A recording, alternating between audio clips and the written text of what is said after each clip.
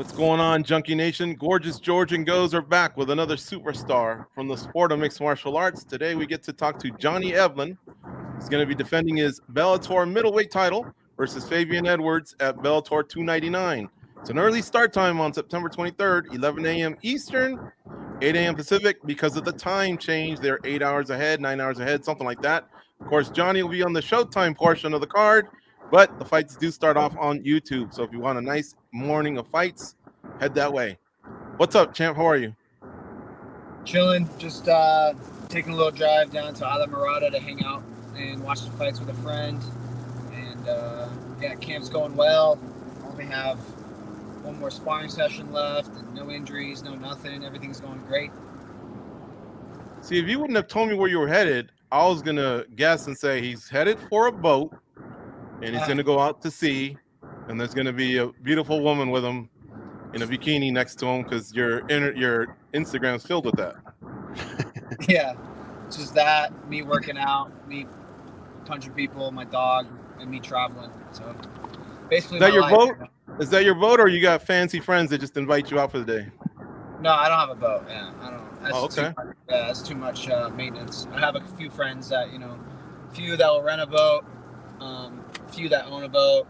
So I got a lot of friends, that like to be out at sea and fish and whatnot. So they just take me along for the ride, Is that what you do most of the time when you're on a boat? You fish, or do you swim, or do you jet ski? What do you do? Sometimes I'll fish with a friend, and then for the most part, we just kind of cruise and hang out and go swimming and bring the girls and just have a good time. You said you're headed to go see some fights, and I imagine that's UFC 293, or are you going to go see some local fights? What are you talking about? No, UFC card. I'm just going to go hang out with a friend and a sponsor of mine. And we're going to watch it. Tonight you're going to hear a lot of the best middleweight in the world, Israel Adesanya. Does that sting you? Or because you get a lot of love out there, man. A lot of people think you're it, to tell you the truth, at least from a lot of the people I know. And I wanted to ask you, how does that feel? What do you think of that? I don't really care too much about it, man. People can think whatever they want to think. Obviously, he's on the biggest stage in the world, so sure, yeah, he can get credibility. He's the best guys in the world. He just hasn't fought me. It's just we're in different circumstances, and unfortunately, we cannot fight, and we can't figure out, who really is the best in the world.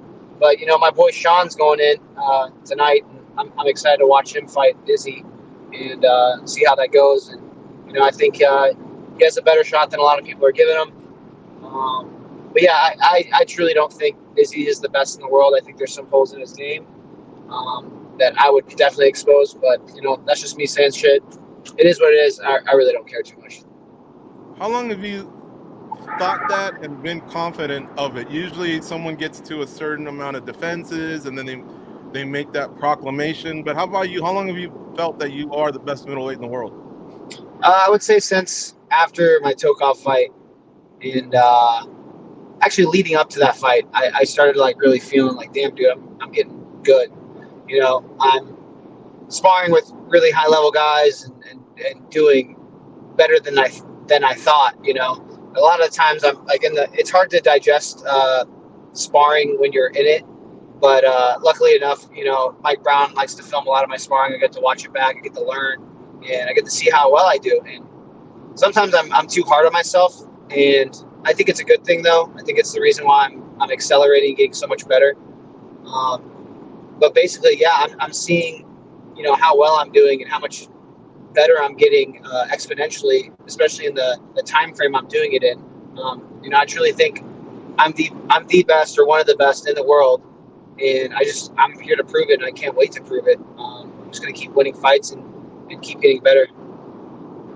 I was there in person for that fight, and I thought one of the nice things about it was you slowly dissected him.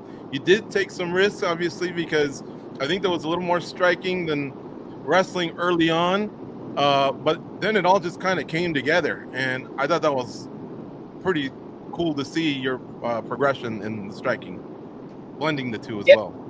Yeah, man, it's getting even better too. I wrestle better when I'm not trying to force it.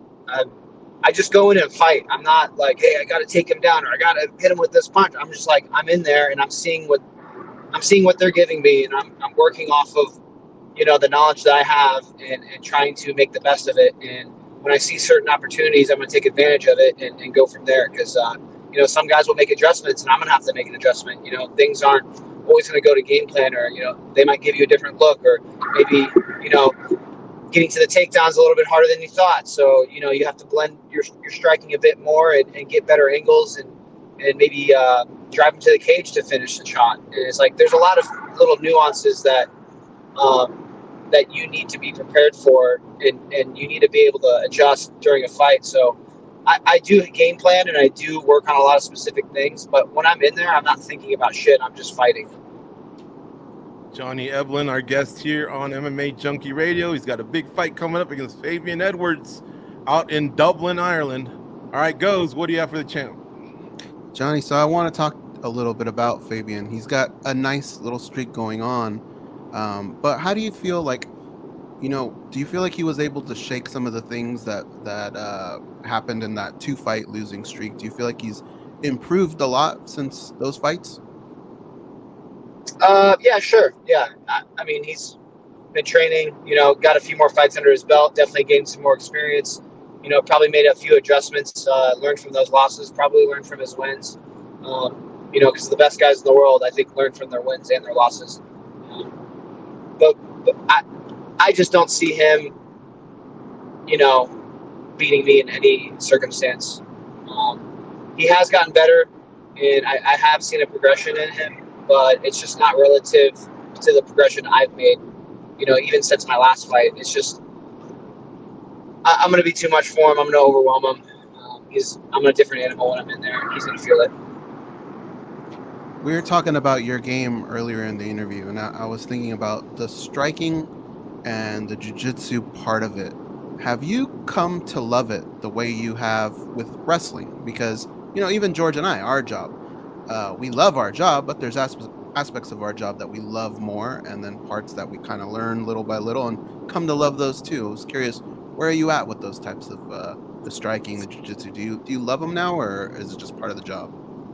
Just part of the job, and I love fighting, man. So anything that pertains to me winning a fight, me getting better, I love to do it. I wake up every day and I go to train, and I thoroughly enjoy it. Actually, my coaches tell me I need to get the fuck out of the gym a lot of the time, and that I overtrain and I have to work on resting. And actually, this camp, I feel like I've made that adjustment very well, and my training sessions have been going better, and I'm learning a lot more, and I'm pulling a lot of things off I'm learning in sparring. So, yeah, I just love the whole game, man. Anything that I need to work on, I'm gonna work on, and I'm gonna enjoy working on it while I do it. If you need a coach for resting, George and I, you can bring us into camp. We'll train you to rest really well. Kind of experts. You guys are experts at resting. Hey, Johnny, so let me ask you something that happens in a lot of sports, okay? And it's kind of interesting because I don't feel it's happened to you, and I want to know what it is about you. When people reach high levels in their sports, they they sign a big contract, they become a little complacent. We've seen the opposite from you. What is it about you, or what is it about fighters that you feel can kind of overcome that?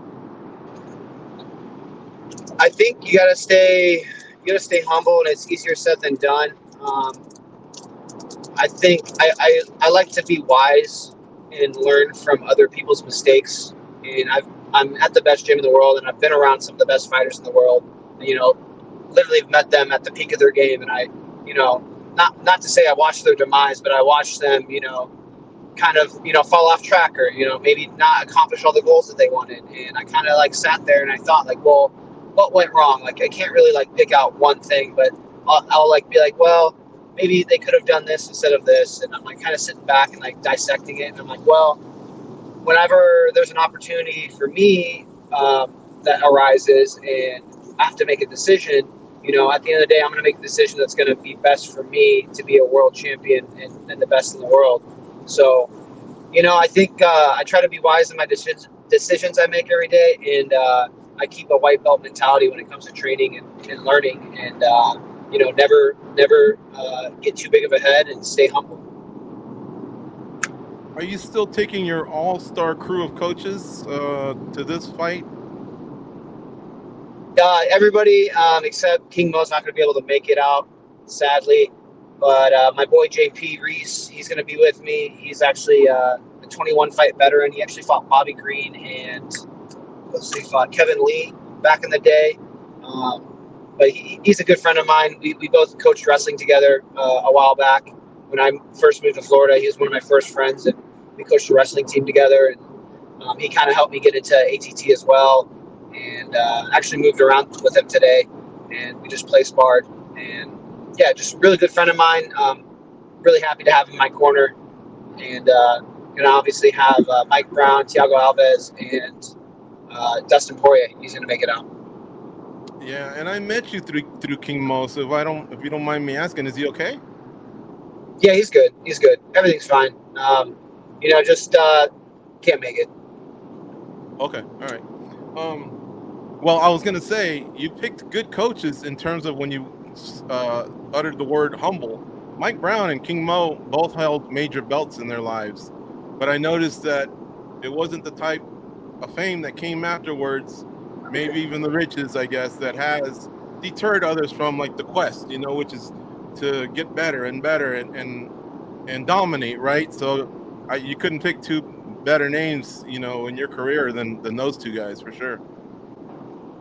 Yeah, man, I feel like I try to surround myself with people that are like-minded and humble in themselves. And I think when you do that, you're going to be the people that you hang out with the most. So I just try to surround myself with the right people.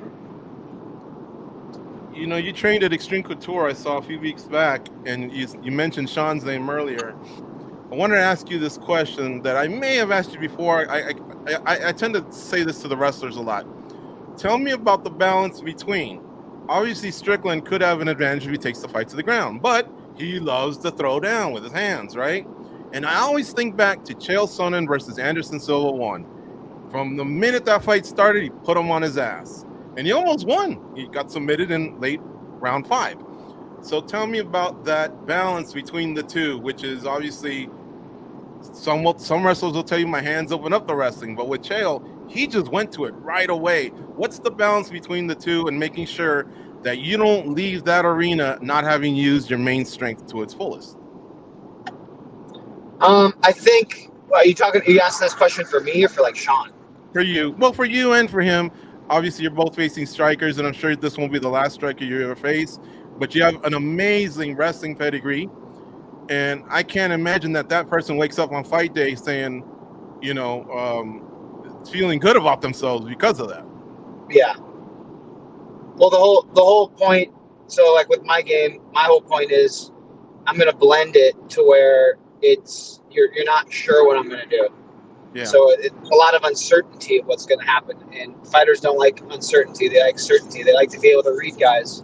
So my whole game is you're not going to be able to read me. Maybe for a little bit, or maybe I even get you thinking I'm doing something, but then I'm switching it up. And next thing you know, you're on your ass or you're on the cage and you're fighting for your life trying to get up.